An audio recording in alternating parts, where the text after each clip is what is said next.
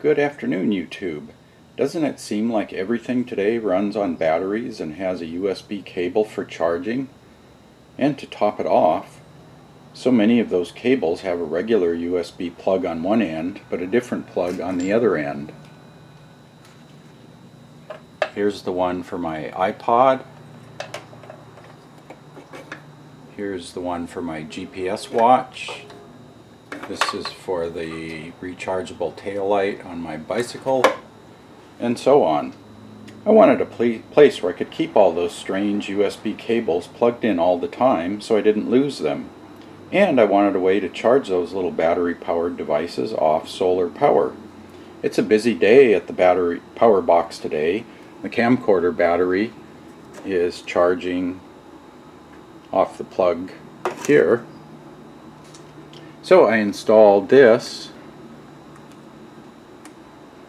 get that up there, this dual USB power plug from Blue Sea Systems into my 12-volt accessory power box.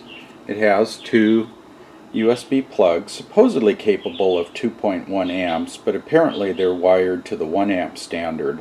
I'll add a link in the video description about how you can change one or both plugs to the high current version. I don't have any high current devices at the present time, so I've left mine on the default 1 amp output. But I had more than two USB charging cables, as you can see, so I needed some place to plug in more. Digging through my parts drawer, I found some old USB hubs and picked this one.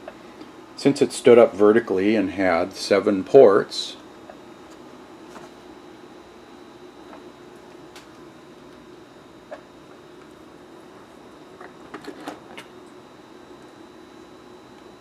so the first step is just to plug in the USB adapter from the adapter to the hub, and that actually works for most of my devices, as they take half an amp or less to charge. For example, I have my bicycle GPS computer plugged in, and it's taking 1/3 of an amp to charge. For a bit of a power boost, I can plug in this cable, which is USB to a 2.1 millimeter power plug, into the second outlet and into the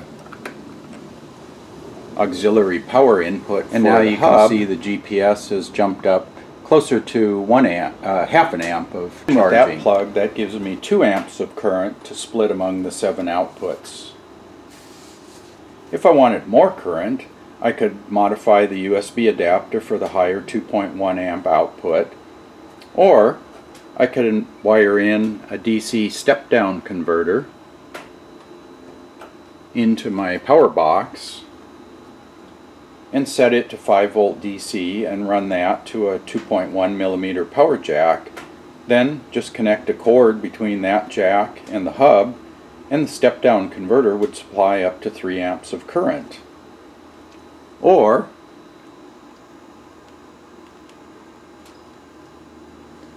I can use this wall adapter that came with the USB hub and plug that into my AC power strip off the inverter and have that on during the day.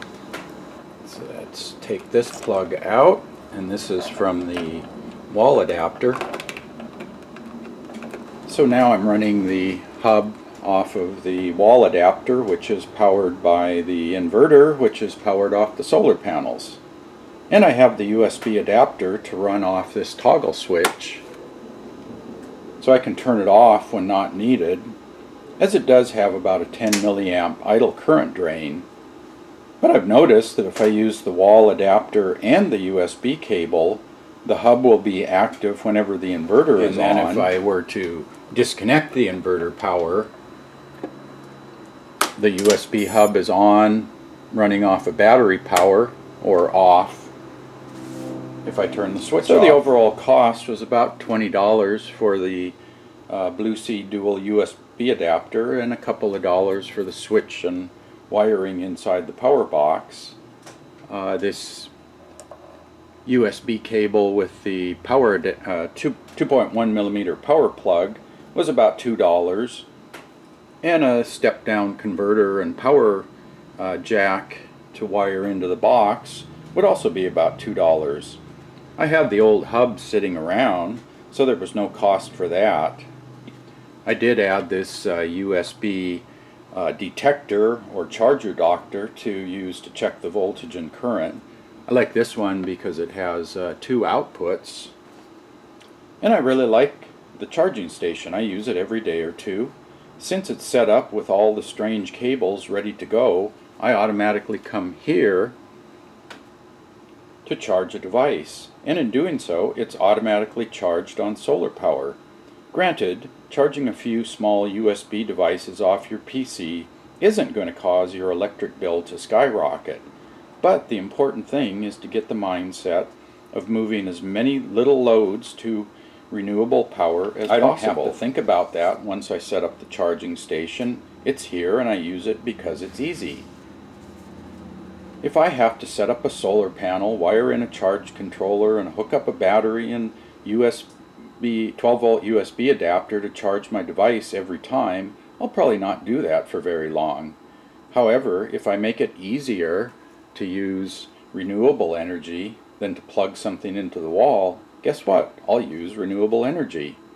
And if you need more plugs, you could pick up something like a USB power strip. Setechi makes a nice 12-port power strip for about $25 with 2 switches to organize your USB power plugs. Or just plug another old hub into the second USB output and have 14 USB plugs, so you can make whatever you need quite easily.